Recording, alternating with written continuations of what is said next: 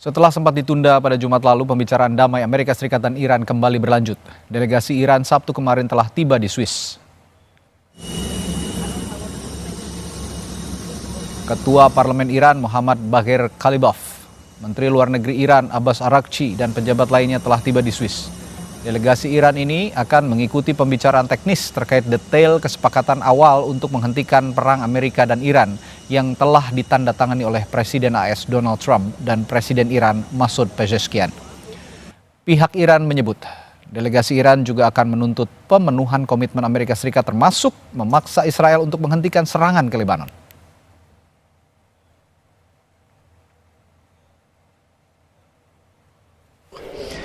در نظر داشته باشیم که بند 13 یادداشت تفاهم خیلی صراحت داره، به این معنا که شروع مذاکرات برای توافق نهایی مشروط است به اجرای 5 بند مشخص، از جمله بند 1 یادداشت تفاهم که ناظر هست بر توقف جنگ در همه جبهه ها از جمله لبنان.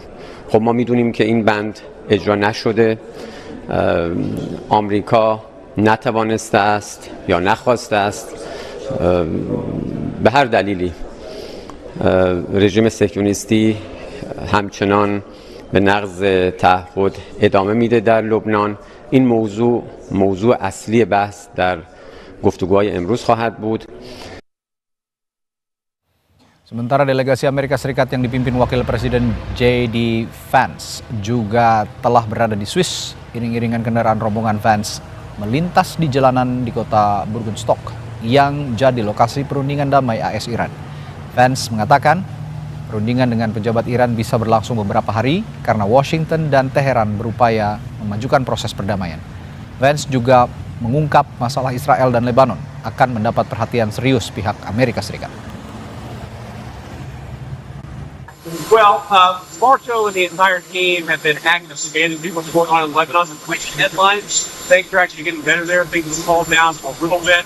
It's going to be something where it's going to have to continue to manage to ensure that, Israel and Lebanon are both safe and secure. That's fundamentally the goal of this, is to make the region safe and secure. The big problem is that you have somebody will do and then somebody will respond, and you try to have a chicken neck problem where you just got to stop the street for long enough and start to hold. That's what we're trying to do. People are looking at it and things have gotten better. Selat Hormuz ditutup lagi, sementara delegasi Amerika Serikat dan Iran telah berada di Swiss untuk mengikuti pembicaraan lanjutan terkait kesepakatan damai yang telah diteken pemimpin kedua negara. Lalu akankah perdamaian permanen Amerika Serikat dan Iran bisa segera terwujud? Kita bahas bersama peneliti senior Indo-Pacific Strategic Intelligence Aisyah Kusuma Somantri. Selamat malam Mbak Aisyah. Selamat malam Mas Radi. Ya Mbak Aisyah, saya kira G7 kemarin di Prancis akan menjadi akhir dari semuanya. Ternyata tidak, ada beberapa pelanggaran yang dilakukan dalam tanda kutip kalau klaimnya Israel, yang dilakukan oleh Israel dan juga Amerika Serikat. Tapi Israel ini sepertinya tidak menganggap dirinya bagian dari upaya perdamaian yang sedang dilakukan Amerika Serikat dan Iran. Apa yang terjadi sesungguhnya, Mbak Aisyah? Iya, jadi sebenarnya bukan pertama kali baik Amerika Serikat maupun Iran ini berada di dalam status tanda kutip ya gencatan senjata. Tetapi sebelum-sebelum ini yang kita tahu bahwa gencatan senjata ini hanya dilakukan secara satu pihak saja melalui Amerika Serikat. Dan ini dilakukan untuk bisa memuaskan tuntutan dari level politik domestik Amerika Serikat untuk bisa mempertanggungjawabkan ke Kongres bahwa perangnya sudah selesai. Tetapi kan kita tahu selama proses gencatan senjata yang ditetapkan secara sepihak ini masih ada tindakan-tindakan perang. Nah, sementara itu sebenarnya yang namanya gencatan senjata ini harusnya memang mengajukan ya syarat-syarat gencatan senjata ini kepada semua pihak yang terlibat, tidak hanya kemudian kepada Iran dan Amerika Serikat, tetapi seharusnya Israel juga turut kemudian menjadi salah satu bagian dari perundingan ini. Karena mau tidak mau kita harus mengakui juga bahwa Israel ini merupakan main proponen dari perangnya. Betul. Yang pertama kali menginginkan agar kemudian serangan di tanggal 28 Februari kemarin itu terjadi, itu adalah Israel. Jadi ini ibarat ada sebuah kemudian kekuatan besar yang menjadi pendukung ya pihak yang menginisiasi, lalu kemudian pihak yang diserang itu berdiskusi tetapi tidak melibatkan pihak yang kemudian menginginkannya perang terjadi di sebenarnya di pertama kalinya gitu. Nah, oleh karena itu saya kira apapun yang dilakukan oleh Iran dan Amerika Serikat selama Amerika tidak memiliki cukup kekuatan untuk bisa menekan Israel, ini sulit untuk kemudian bisa ditaklukkan. Nah, sekarang kan kita berada di dalam posisi yang sebenarnya sangat rapuh. Pertama, kita melihat di sini ini sangat tergantung dengan tadi sekali lagi bagaimana ada konsesi di antara Netanyahu dan Donald Trump terkait persamaan kepentingan mereka di dalam peperangan ini. Karena kita tahu bahwa Netanyahu saat ini menginginkan kemenangan simbolik ya dari perang ini untuk bisa dijadikan sebenarnya jualan politik di dalam negeri. Dalam artian dia sebentar lagi akan menghadapi pemilu nanti di tanggal 26 Oktober dan dia berusaha untuk menjadikan kemenangan yang bisa didapatkan dari Lebanon Selatan ini sebagai salah satu pembuktian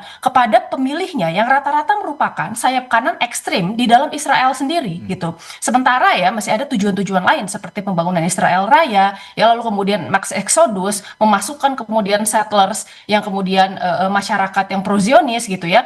Dan itu tidak akan bisa tercapai kalau mereka sampai mundur ya dan menuruti kata-kata Amerika Serikat untuk menghentikan ekspansi serta serangan mereka di Lebanon Selatan. Nah, sementara itu Amerika Serikat ini kan sebenarnya sudah ada divergensi ya kepentingan dengan Israel gitu. Yang Amerika Serikat sendiri sekarang sudah ada tekanan jelas dari domestik, parlemennya, Kongresnya juga sudah menandatangani War Power Resolutions gitu ya. Dan dia harus menerapkan sebenarnya win-win solution di sini. Permasalahannya ya, win-win solution diajukan oleh Donald Trump yaitu negara-negara GCC menandatangani Abraham Accord itu tidak cukup baik untuk Israel gitu. Nah, sementara saya kira ini juga sangat bergantung dengan tingkat toleransi Iran. Sementara kalau kita lihat ya, mungkin Amerika Serikat berharap sebenarnya ada leniency dari Iran terkait kemudian posisinya ya menghadapi pelanggaran-pelanggaran yang dilakukan oleh Israel. Karena Iran sendiri mengatakan bahwa ya Israel melanggar paragraf pertama yang kemudian muncul dari draft perjanjian tersebut gitu ya. Tapi ini sudah dilanggar, belum juga kemudian ini ditandatangani.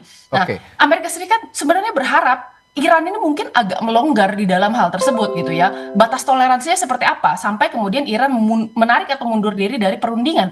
Saya kira sebenarnya dengan menutup kembali Selat Hormuz, posisi Iran jelas di sini bahwa Iran tidak akan memberikan toleransi apapun ya terkait pelanggaran-pelanggaran yang dilakukan baik itu Amerika Serikat dan Israel gitu. Jadi saya rasa sebenarnya ini merupakan ujian bagi Amerika Serikat. Pertama, ujian untuk kemudian bisa menepati ya semua komitmen-komitmennya terhadap Iran. Yang kedua adalah ujian untuk bisa tanda kutip mengontrol sebenarnya negara-negara aliansinya dan membuktikan posisinya sebagai negara hegemon yang mendukung Israel di kawasan. Apakah kemudian Amerika Serikat masih memiliki upper hand tersebut atau tidak? Saya kalau begitu melihatnya seperti ada double standard antara Amerika Serikat dan Israel. Amerika Serikat juga double standardnya kepentingannya politik. Menandatangani kesepakatan damai di Paris di G7 seolah-olah gitu ya. Ini jadi akhir semuanya. Ini juga untuk kepentingan Donald Trump karena di Amerika Serikat sendiri sedang ada gelaran politik.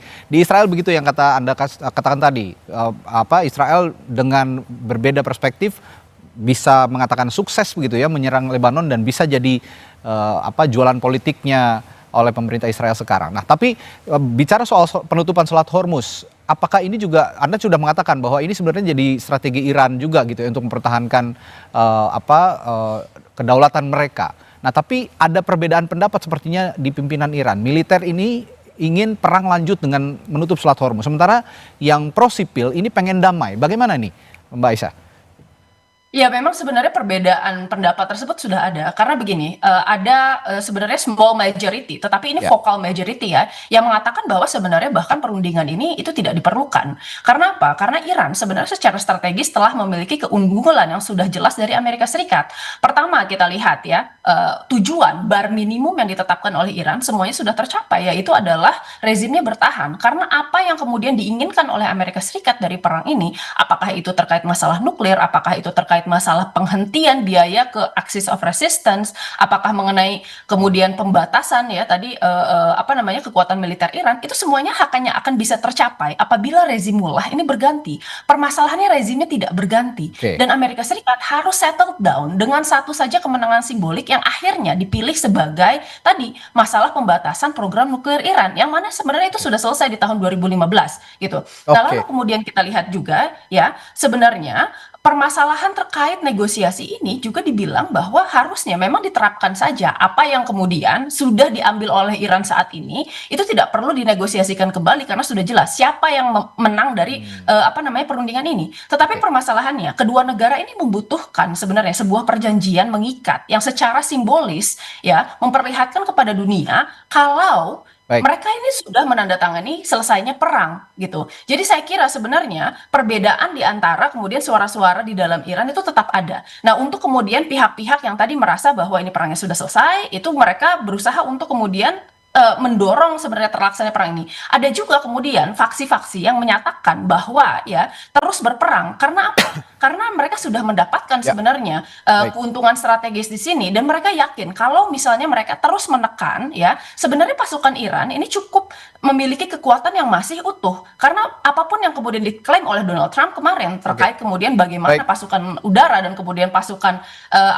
laut dari Iran ini sudah hancur 30% diantaranya gitu ya. Tapi ternyata sebenarnya kemampuan dari balistik missile serta kemudian pertahanan pantai serta kemudian kemampuan untuk swarm drone itu masih sangat utuh, terutama ya kemampuan dari angkatan daratnya ini masih belum tersentuh sama sekali. Oleh karena itu sebenarnya Iran jauh lebih siap dalam melanjutkan peperangan dibandingkan dengan Amerika Serikat yang saat ini ya sedang mengalami war of the purse atau perang dompet di mana kemudian biaya tambahan senilai 200 miliar US dollar yang diajukan oleh Donald Trump itu tidak disetujui oleh Kongres gitu. Tapi saya kira di sini yang ingin ditekankan adalah kedua negara masih membutuhkan sebenarnya legitimasi secara simbolis. Mereka masih membutuhkan sebenarnya penandatanganan dari konsesi ini untuk apa? Untuk membuktikan dan memastikan bahwa ada perjanjian tertulis yang bisa dipegang sehingga mereka bisa melanjutkan kondisi pasca perang sesuai dengan komitmen masing-masing semua negara yang terlibat. Oke, berpengaruh atau tidak terhadap perundingan yang berlangsung di Swiss antara Amerika Serikat dan Iran?